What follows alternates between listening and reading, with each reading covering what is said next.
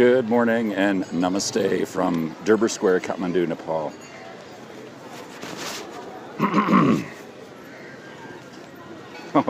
Just getting going in the morning here. It is about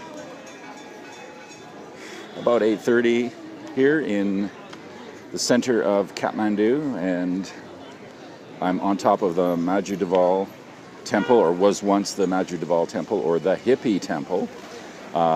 9 tiers are still here, but the temple is gone. Hello, Maryland.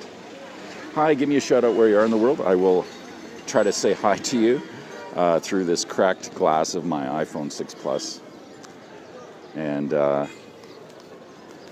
things always get going early here in Durbar Square. And yesterday, hi Tennessee. Yesterday, they were putting in these posts, and I was talking to the gentleman, hello South Carolina, that were doing that, the posts that you can see down on the ground. Hey, South Carolina, Shandon.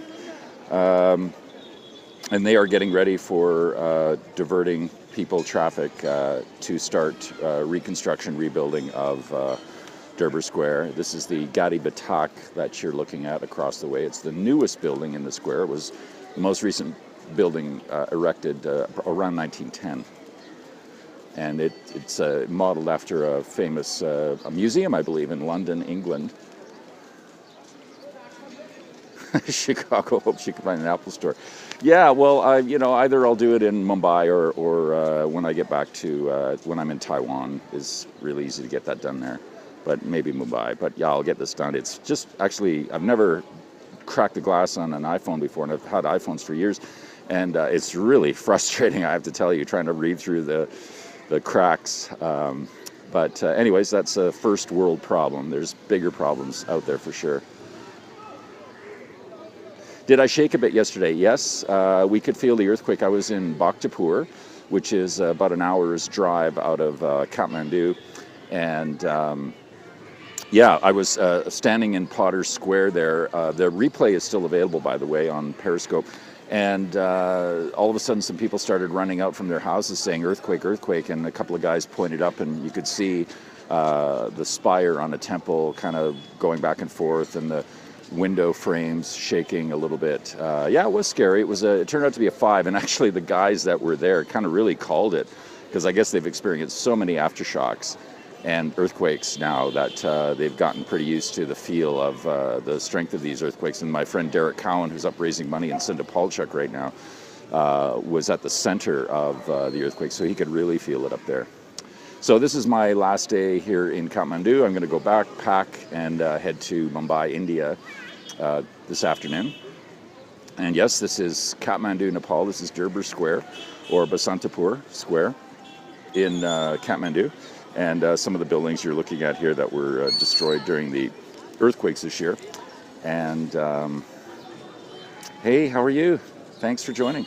And feel free to share the broadcast. You can just do that easily by swiping the screen left to right on iOS, or up and down on Android. Never get used to them in California. Yeah, I wasn't scared. I mean, I'm currently living in Taiwan, and Taiwan gets a lot of aftershocks, like lots of earthquakes.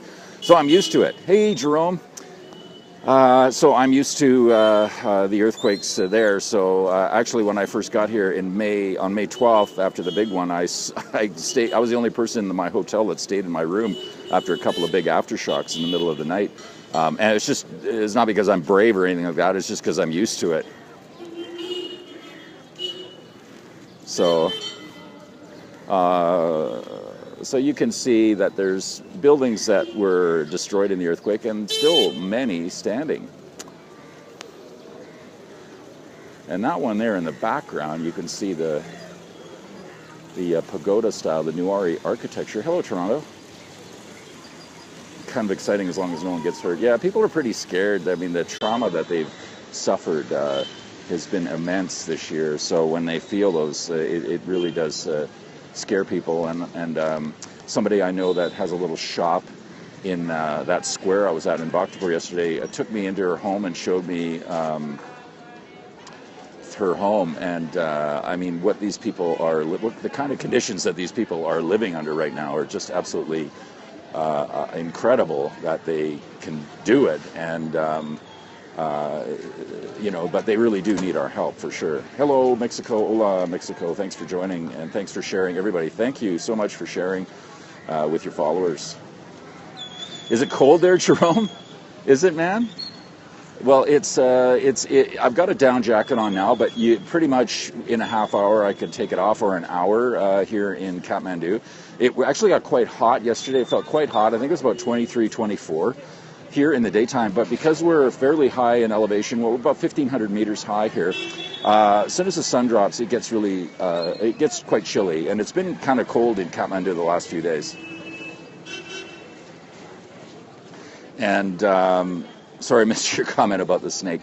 And then if you duck into the shade, you can get chilled pretty easily. But yesterday it got pretty warm, but it's been getting cold here in Kathmandu. But I'm heading off to Mumbai today. It's right now I think it's the 36 degrees is the high there, and you can see some people kind of walking up the stairs. They kind of had this gated off, but people are coming up here anyways. And this is kind of a of course, it's a very historical place because of the temple. It's very humid. Oh, okay. But this they also called this the hippie temple, because in the 60s, when the hippies first started coming here, they used to like to come up here, smoke up, and then just kind of chill out and watch everybody walking by, because it is kind of the center of action here in Kathmandu. Southwest England. Oh, good morning to you. Yeah, I'm going to just stay on here for a few more minutes. Maybe you can hear some of the background noises, the bells ringing at the temples and the altars, and the crowds gathering, and all the taxi drivers below and rickshaw drivers talking and hoping somebody will hire them. Oh, I'm sorry, I just missed that question. No, I haven't heard from Derek today, not yet.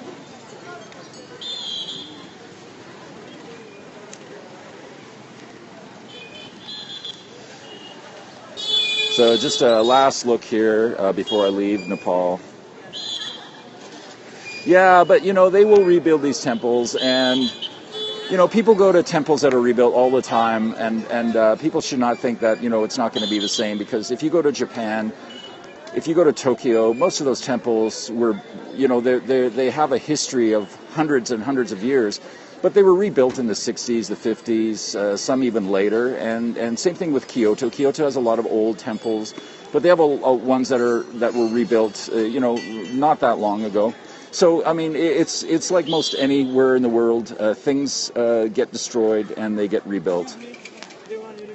Oh, okay. So I've just been told I have to get off the temple here. The police is chasing us down. So I'm just going to walk down, and I'm going to be careful so you can see what's going on. But these steps were not made for big feet, and I've got size 12 feet, so I've just got to watch myself as I come down these steep stairs here that were built hundreds of years ago, and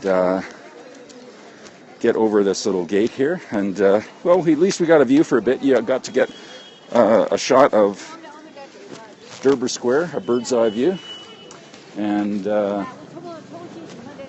that's that. So thank you so much for following me here in Kathmandu and in Nepal.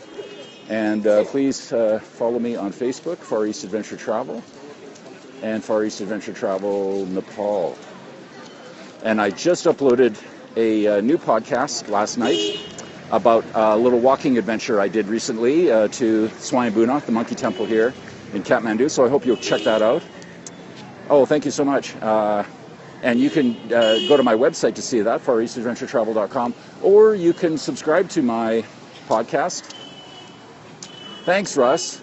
On iTunes, it's just Far East Adventure Travel. Just search under podcasts or in the iTunes store and subscribe. You can see the last 3 podcasts have all been from Nepal here. So I hope you do check that out, and thank you so much for joining me. I'm going to Mumbai today, yes.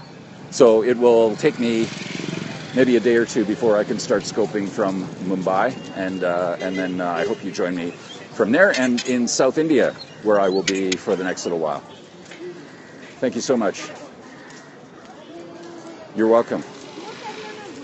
Thank you. Namaste from Durbar Square, Kathmandu, Nepal. John Sabot, Far East Adventure Travel.